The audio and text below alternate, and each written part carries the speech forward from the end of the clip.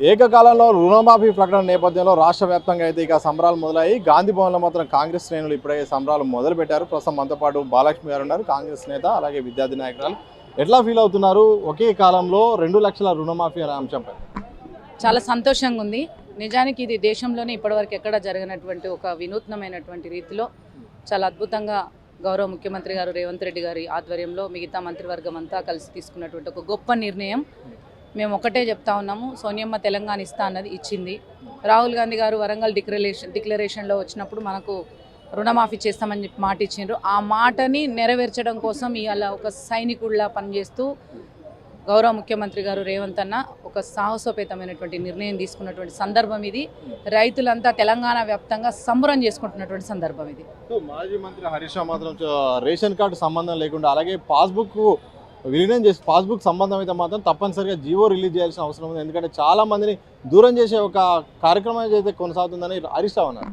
హరీష్ రావు పరిస్థితి ఎట్లా ఉందని అంటే ఎంతసేపు తన ఉనికిని కాపాడుకోవడానికి ఏదో ఒక వంక పెట్టుకొని వస్తున్నాడు. నిన్న మొన్నటి దాకా నిరుద్యోగులు 10 ఏళ్ల పాలనలో నిరుద్యోగుల ముఖం చూసిన పాపానవో లేదు, ఎన్నో దుర్మార్గాలు చేసిండ్రు. ఇలా వాళ్ళు అదే నిరుద్యోగులను ముంగటేసుకొని ఇలా కొత్త పాట పాడుకుంటూ వచ్చిండు. ఇలా రైతు రుణమాఫీ గురించి మాట్లాడుతూ ఉన్నాడు.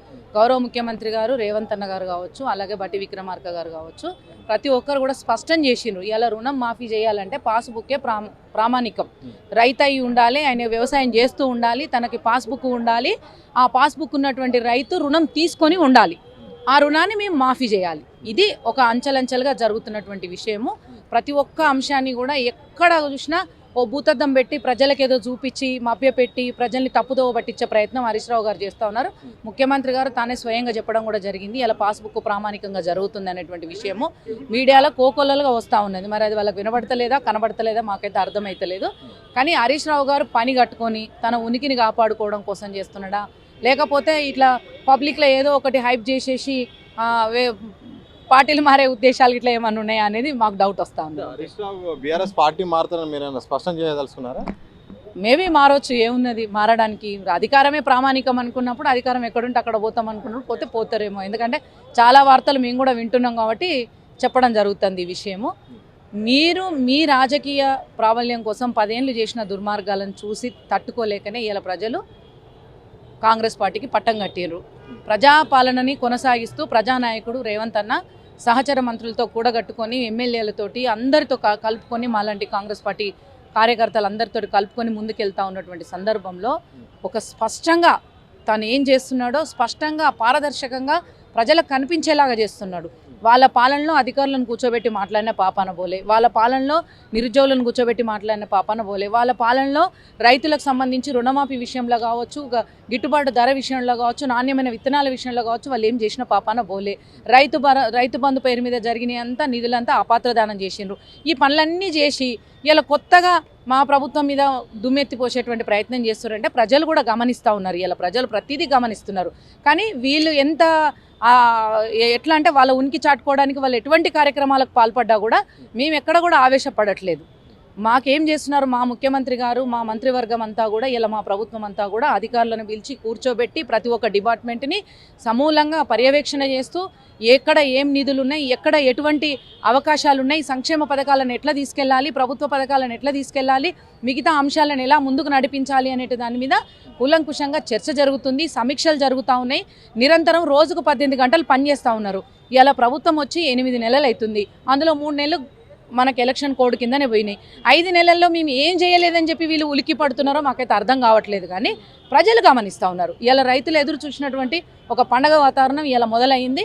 ఆగస్టు 15 లోపల మొదటి దఫా ₹1,00,000, రెండో దఫా 1,50,000, మూడో దఫా 2 లక్షల రూపాయల చొప్పున అంచెలంచెలుగా ఈ 15-20 రోజులు, ఈ నెల రోజుల లోపలనే పూర్తి స్థాయిలో రైతులకు రుణమాఫీ చేసేటువంటి ప్రయత్నం చేస్తున్నారు. దానికి ప్రామాణికంగా ఇందాక చెప్పినట్టుగా గౌరవ ముఖ్యమంత్రి గారు రేవంత్ అన్న గారు చెప్పినటువంటి మాట, రైతు అయి ఉండడము, వ్యవసాయం చేస్తూ ఉండడము, పాస్బుక్ను కలిగి ఉండడం, ఆ పాస్బుక్తో మీరు రుణం తీసుకొని ఉండడం, ఇవి ఉంటే చాలు కదా రుణాన్ని మాఫీ చేస్తామని చెప్పేసి ముందుకు వస్తూ ఉంటే ఇలా కొత్త పాట వాడుకుంటే ఆయన ముందుకు వస్తుండు. ఇది ఒక్కటే కాదు, మీ దిశ టీవీ ఛానల్ వేదికగా మేము చెప్పదలుచుకున్నాము. ఉస్మానియా యూనివర్సిటీ ఉద్యమ బిడ్డలం, మేము కాంగ్రెస్ పార్టీ నాయకులుగా పనిచేస్తూ ఉన్నాం, ప్రజల్లో నిరంతరం తిరిగినాం, ప్రతిపక్షంలో ప్రజల గొంతుగా మేము ముందుకు వచ్చినాం.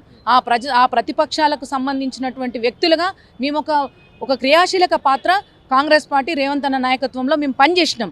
ఇవాళ ప్రతిపక్ష పాత్ర పోషించాల్సినటువంటి బాధ్యతాయుతమైనటువంటి స్థానంలో ఉన్నటువంటి బీఆర్ఎస్ 10 ఏళ్ల పాలనలో ఒరగబెట్టింది ఏమీ లేదు. మోరోవర్ ఇప్పుడు ఈ కనీసం 10 నెలలు కూడా కానీ కాంగ్రెస్ పార్టీ మీద ఒక రకమైనటువంటి దుమ్మెత్తి పోటేటువంటి ప్రయత్నము, ప్రజల్ని తప్పుదోవ పట్టించేటువంటి ప్రయత్నము, ప్రతిపక్ష నాయకులుగా కనీసం కేసీఆర్ గారు అసెంబ్లీకి కూడా రానటువంటి పరిస్థితి మనం గమనించినాము. కనీసం గౌరవప్రదంగా ప్రతిపక్ష పాత్రను పోషించండి. మీరు ప్రజల పక్షాన్ని నిలబడగలుగుకుంటే, నిజంగా మీరు ప్రజల పక్షాన ఉన్నామని మీరు అనుకుంటే, ఇప్పటివరకు మీరు అట్లా లేరు కాబట్టి మీకు వాళ్ళు బుద్ధి చెప్పారు ప్రజలు. ఇప్పుడైనా కనీసం మీకు అనిపిస్తే ప్రజల పక్షాన్ని నిలబడి ఏదైనా సమస్యలు ఉంటే ప్రభుత్వం దృష్టికి తీసుకురండి. ఒక స్నేహపూర్వకమైనటువంటి వాతావరణంలో అసెంబ్లీలో కావచ్చు, ఎక్కడైనా కావచ్చు, డిస్కస్ చేయడానికి మా ప్రభుత్వం సిద్ధంగా ఉందని చెప్పి గౌరవ ముఖ్యమంత్రి రేవంత్ అన్న గారు చెప్పిండ్రు, డిప్యూటీ సీఎం బట్టి విక్రమార్క గారు చెప్పిండ్రు, మిగతా మంత్రులు చెప్పిండ్రు. ఇలా అందరూ చెప్తా ఉన్నారు. అయినా కూడా వాళ్ళు వినిపించుకోకుండా ఒకసారి నిరుద్యోగులను ఎంబటేసుకొని తిరుగుతున్నారు, ఒకసారి రైతుల ముచ్చటని మాట్లాడుతున్నారు, ఇంకో ముచ్చటాన్ని మాట్లాడుతున్నారు, ఇంకో ముచ్చట. ఇంకా దరిద్రం అయితే కరువు గురించి మాట్లాడతారు. వాళ్ళ ప్రభుత్వం ఉన్నప్పుడు వానలు పడకపోతే నీటి నిల్వలు లేవు. మా ప్రభుత్వం వచ్చినాక ఇదే మొదటి వానాకాలం. ఇప్పుడు వానలు పడకపోతే ఏమైనా మాట్లాడినా అదొక పద్ధతి ఉంటుంది. వాళ్ళు ఆ రకంగా కనీసం వానలు రాకపోతే కూడా అది కూడా కాంగ్రెస్ పార్టీ వచ్చింది, కరువు వచ్చిందని చెప్పేసి దుష్ప్రచారం.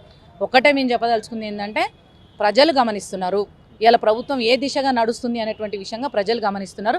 ప్రజానాయకుడికి, ప్రజాపాలనకి ప్రజలే అండగున్నారు, ప్రజలే సహకరిస్తున్నారు. ఖచ్చితంగా సక్సెస్ఫుల్గా మేము ముందుకు పోతాం. రాబోయే 4 ఏళ్లలో, ఇప్పుడు 8 నెలలు అయిపోయింది, ఇంకా 4.5 ఏళ్ల పాలన ఉంది కదా. ఆ 4.5 ఏళ్ల పాలనలో ఎంత అద్భుతమైనటువంటి ఫలితాలు చూపించడానికి ఒక శ్రామికుల్లాగా నిరంతరం శ్రమిస్తున్నటువంటి ముఖ్యమంత్రి గారు ఉన్నారు, మిగతా మంత్రివర్గం ఉన్నది. అది వేచి చూడవలసినటువంటి అవసరం ఉన్నది. ప్రభుత్వానికి సమయం ఇవ్వాలి, సహకరించాలి. కానీ ప్రతిపక్షంలో ఉండి ఇంతటి దుర్మార్గాలకు పాల్పడడం అది వాళ్ళ విఘ్నతకే వదిలేస్తున్నాం. ప్రజలే బుద్ధి చెప్తారు వాళ్ళకి. ఆల్రెడీ చెప్పారు ఎంపీ ఎన్నికలల్లో, చెప్పిండ్రు ఒక్క సీటు కూడా రాలేదు. వాళ్ళు బీజేపీకి లొంగిపోవడము, బీజేపీకి పార్టీని అమ్ముకోవడము, వాళ్ళ అభ్యర్థులను మోసం చేసి వాళ్ళకి టికెట్లు ఇచ్చి వీళ్ళని గెలిపించుకునేటువంటి ప్రయత్నం చేయడం వల్ల ఇలా బీఆర్ఎస్ ఇంకో 4 సీట్లు, బీజేపీ ఇంకో 4 సీట్లు ఎక్కువ గెలుచుకునేటువంటి ప్రయత్నం చేసిర్రు. మా ముఖ్యమంత్రి గారు చెప్పారు, ఆత్మహత్య సదృశ్యంలాగా అమ్ముకున్నారు, అవే వాళ్ళని అమ్ముకున్నటువంటి పరిస్థితి చేసిర్రు వాళ్ళు. నిరుద్యోగ విషయంలో నిరుద్యోగులు చాలా మంది రోడ్డు మీదకి ఎక్కారు. అభ్యర్థులు కూడా మా పరీక్షలు వాయిదా వేయాలి, సమయం లేదని చెప్తున్నారు, నిష్పత్తి పెంచాలని చెప్తున్నారు. అలాగే డిఎస్సి అభ్యర్థులు కూడా చాలా మంది ఆవేదన వ్యక్తం చేస్తున్నారు, ఆందోళన వ్యక్తం చేస్తున్నారు. ఏం చెప్పదలుచుకున్నారు? మరి వాయిదా వేసే అవకాశం ఉందా? ఏమైనా తీపి వార్త ఉంటుందా నిరుద్యోగులకు? అయితే విషయం ఏంటంటే, ఇక్కడ నిరుద్యోగులు గత కొంతకాలంగా రోడ్ల మీదకి ఎక్కినమాట వాస్తవము. కానీ ఎట్లా, ఏంటి వాళ్ళ పరిస్థితి ఏంటి అంటే, ఇక్కడ మళ్ళొక్కసారి నేను మెన్షన్ చేస్తూ ఉన్నాను, గత ప్రభుత్వం ఎప్పుడు నిరుద్యోగుల పక్షాన నిలబడలేదు. కానీ ఇక్కడ ఏం జరిగిపోయిందంటే, నిరుద్యోగులు వాళ్ళ అభిప్రాయాలను వ్యక్తం చేశారు. అంటే గత 10 ఏళ్లలో మాకు నోటిఫికేషన్లు లేవు, మాకు ఉద్యోగాలు రాలేదు, కాబట్టి కాంగ్రెస్ ప్రభుత్వం ఖచ్చితంగా మాకు ఉద్యోగాల కల్పన చేస్తుంది అనేటువంటి ఆశాభావంతో వాళ్ళు ఎదురు చూస్తున్న క్రమంలో డిఎస్సి వాళ్ళు పోస్ట్పోన్ చేయమని అడగడం కావచ్చు, టెట్ పెట్టమన్నారు వాళ్ళే, కొంతమంది టెట్ ఎందుకు పెట్టిందని మాట్లాడుతున్నారు. గ్రూప్ 1కి సంబంధించి 1:100 అంటే ఆల్రెడీ ప్రిలిమ్స్ అయిపోయింది. మెయిన్స్కి వెళ్ళేటువంటి తరుణంలో కనుక మళ్ళీ మీరు 1:100 అని చెప్పేసి కొత్తగా మళ్ళీ మీరు మిగతా సభ్యులను కనుక తీసుకుంటే, నోటిఫికేషన్ బేస్డ్గా కావచ్చు, ఇతరత్ర కారణాల చేత కావచ్చు, మళ్ళీ కోర్టుకి ఎవరైనా వెళ్ళారనుకోండి, ఖచ్చితంగా అది కోర్టు మెట్లు ఎక్కితే మళ్ళీ గత ప్రభుత్వంలో జరిగినటువంటి అన్యాయమే నిరుద్యోగులకు జరుగుతుంది. ఆల్రెడీ ప్రిలిమ్స్ అయిపోయింది కదా.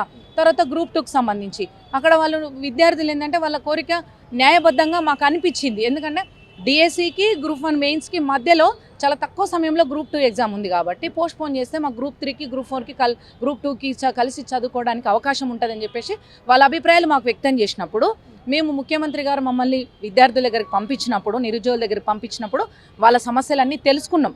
వాళ్ళు ఇచ్చినటువంటి ప్రతి ఒక్క రిపోర్ట్ని, వాళ్ళ యొక్క అభిప్రాయాలన్నింటినీ కూడా తీసుకెళ్ళి ముఖ్యమంత్రి గారికి చెప్తే వారు చాలా సానుకూలంగా స్పందించారు. ప్రతి ఒక్క అంశం మీద అధికారులను కూర్చోబెట్టుకొని లీగల్ ఇష్యూస్ రాకుండా, నోటిఫికేషన్లు కోర్టులు మెట్టెక్కి పరీక్షలు రద్దు కాకుండా, నిరుద్యోగుల కోరికలు నెరవేర్చడానికి ఏ పాసిబిలిటీ ఉన్నా వాటిని ఆలోచన చేయమని వారు చెప్పారు. ఎందుకంటే గత ప్రభుత్వంలో జరిగినటువంటి అన్యాయము ఇప్పుడున్న ప్రభుత్వంలో, మన ప్రభుత్వంలో నిరుద్యోగులకు జరగొద్దు అనేది ఒకటి. రెండవది, ఒకవేళ ఈ నోటిఫికేషన్లో పోస్టులు ఏమన్నా పెంచడానికి వీలు కాకపోయినా మేము ఇప్పుడు జాబ్ క్యాలెండర్ తీసుకొస్తా ఉన్నాం. జాబ్ క్యాలెండర్ ద్వారా యూపీఎస్సీ తరహాలో ఇక్కడ కూడా మనకు టీజీపీఎస్సీ ద్వారా కంప్లీట్గా ప్రతి సంవత్సరము ప్రతి ఖాళీలను భర్తీ చేయడానికి అక్కడ ఒక వ్యవస్థ సిద్ధం చేస్తూ ఉన్నారు ముఖ్యమంత్రి గారు. సో అటువంటి పరిస్థితి మనకు ఉంది కాబట్టి నిరుద్యోగులు ఎవ్వరూ అధైర్యపడొద్దు. ఎక్కడ కూడా ప్రతిపక్షాలకు సంబంధించి బీఆర్ఎస్ కావచ్చు, బీజేపీ కావచ్చు, మీరు 10 ఏళ్ళు కొట్లాడినప్పుడు అటు దేశంలో కావచ్చు, ఇటు రాష్ట్రంలో కావచ్చు మీ పక్షాన ఎవరు నిలబడలేదు. అప్పుడు మేమే మీ పక్షాన నిలబడ్డాం కాంగ్రెస్ పార్టీ నాయకులుగా. ఇప్పుడు మీ దగ్గరికి మేమే వచ్చినాం కాంగ్రెస్ పార్టీ నాయకులుగా, గౌరవ ముఖ్యమంత్రి గారు పంపిస్తే. సో అప్పుడైనా ఇప్పుడైనా మేము మీకు తోడుగా ఉన్నాం, మేము అండగా ఉన్నాం. ఎక్కడ అధైర్యపడకండి, మనసు ఖరాబ్ చేసుకోకండి. ముఖ్యమంత్రి గారు చాలా స్పష్టంగా చెప్పిండ్రు, తల్లిదండ్రులు పేదవాళ్ళు కాయ కష్టం చేసుకొని ఒక్కో రూపాయి సంపాదించుకొని వచ్చి ఇలా పిల్లల్ని చదివిస్తూ ఉన్నటువంటి పరిస్థితి. అటువంటి తల్లిదండ్రులకు పిల్లలకు అన్యాయం జరగొద్దు, నిరుద్యోగులకు మేము న్యాయం చేస్తాము, మేము అండగా ఉన్నామని వాళ్ళు చెప్తా ఉన్నారు. ఎప్పుడైతే ప్రతిపక్ష నాయకులు అవాకులు చవాకులు వెళ్ళినో అప్పుడు ఆయన కొంచెం సీరియస్ అయిన మాట వాస్తవము. ఎందుకు సీరియస్ అయ్యిండు? ఉస్మానియా యూనివర్సిటీ బిడ్డను నేను. ఉస్మానియా యూనివర్సిటీలో ఎన్నడన్నా బీఆర్ఎస్వికి సంబంధించిన వాళ్ళు ఒక్కనాడన్నా నిరుద్యోగుల పక్షాన్ని నిలబడ్డారా? మా మానవతరాయాన్ని ఉన్నాడు, నేనున్నా, మా చారకొండ వెంకన్న ఉన్నాడు, మేము నిలబడ్డాం. అక్కడ వీళ్ళైనా నిలబడ్డారా? మొన్నవే మా ముఖ్యమంత్రి గారు దిష్టిబొమ్మ తగలబెడతారా? ఏం హక్కు ఉందని మీకు దిష్టిబొమ్మ? కనీసం నైతికత ఉండాలి కదా. మీరు ఒక పని చేస్తే కనీసం నైతికత ఉండాలి కదా. ఒక దుర్మార్గమైన చర్యకు పాల్పడి ముఖ్యమంత్రి గారు దిష్టిబొమ్మ తగలబెట్టారు. మీరు ఎట్లా తగలబెడతారు? అదేనటువంటి విషయం మేము ప్రశ్నిస్తున్నాం. బీఆర్ఎస్ నాయకులు కావచ్చు, బీజేపీ నాయకులు కావచ్చు, వాళ్ళ ప్రలోభాలకు మీరు లొంగకండి దయచేసి. వాళ్ళ ప్రలోభాలకు లొంగొద్దు. మీరు దీక్షలు చేయాల్సిన పని లేదు, మీరు రోడ్లు ఎక్కాల్సిన పని లేదు. ముఖ్యమంత్రి గారు చాలా మంచి ఓపెన్ హార్టెడ్గా ఉన్నారు, అందరి సమస్యలు తెలుసుకుంటా ఉన్నారు. వ్యవస్థని అవగతం చేసుకుంటూ ముందుకెళ్లే క్రమంలో సమస్యల్ని పరిష్కరించడానికి కొంత సమయం పడుతుంది. దాన్ని మీరు అర్థం చేసుకోవాల్సిన అవసరం ఉన్నది. మళ్ళొక్కసారి చెప్తున్నా, ప్రజానాయకుడికి, ప్రజాప్రభుత్వానికి ప్రజలే అండగా ఉన్నారు. మీరందరూ కూడా అట్లా అండగా ఉండాలి. మీ కోరికలు ఏమున్నా సావధానంగా చెప్తే వినడానికి ఆయన సిద్ధంగా ఉన్నారు. మోసుకెళ్ళడానికి దూతలుగా మేమున్నాము. అదొకటి దృష్టిలో పెట్టుకోమని విజ్ఞప్తి చేస్తా ఉన్నాను. చివరిగా అసలు అంటే గ్రూప్ 2 కానీ గ్రూప్ 3 కానీ వాయిదా పడుతుందా లేదా, దానికి ఏం చెప్పగలుగుతారు? అయితే గ్రూప్ 3 వాయిదా వేయవలసిన అవసరం లేదు. అయితే గ్రూప్ 2కి సంబంధించి కూడా అధికారులను పురమాయించారు. ఎందుకంటే తక్కువ సమయం ఉంది కాబట్టి ఎలాంటి లీగల్ ఇష్యూ రాకుండా మనకు పోస్ట్పోన్ చేసే అవకాశం ఉంటే చూడమని గౌరవ ముఖ్యమంత్రి గారు అధికారులను పురమాయించారు. ఇవాళ కానీ రేపు కానీ మనకు అనౌన్స్మెంట్ వచ్చే అవకాశం ఉంది. ఇది ఏదైతే ప్రతిపక్షంలో ఉన్నప్పుడైతే అధికారంలోకి వస్తే రుణమాఫీ చేస్తామని మాట ఇచ్చాం. ఆ మాట రేవంత్ రెడ్డి నెరవేర్చుకున్నారు. ఏకకాలంలో 2 లక్షల రుణమాఫీ జరగబోతుంది. ప్రతిపక్షమైన బీఆర్ఎస్ మాత్రం సహకరించాల్సిన అవసరం ఉంది, కనీసం సమయం ఇవ్వాల్సిన అవసరం ఉంది. సమయం ఇవ్వట్లేదు, సహకరించట్లేదు. అది వాళ్ళ విఘ్నతగా వదిలేస్తుందని చెప్పారు. మరోవైపు నిరుద్యోగులు మాత్రం చాలా ధైర్యంగా ఉండాలి, ఆవేశపడద్దు, తొందరపడద్దు. మీ సమస్యలను రేవంత్ రెడ్డి స్పష్టంగా విన్నారు. తప్పకుండా మీకు న్యాయం చేసే విషయంగా అడుగులు కూడా రేవంత్ రెడ్డి వేస్తారని కూడా బాలలక్ష్మి గారు స్పష్టం చేసిన సందర్భం చూడొచ్చు. కెమెరా పర్సన్ సంతోష్, సతీష్, దిశ టీవీ, గాంధీ భవన్.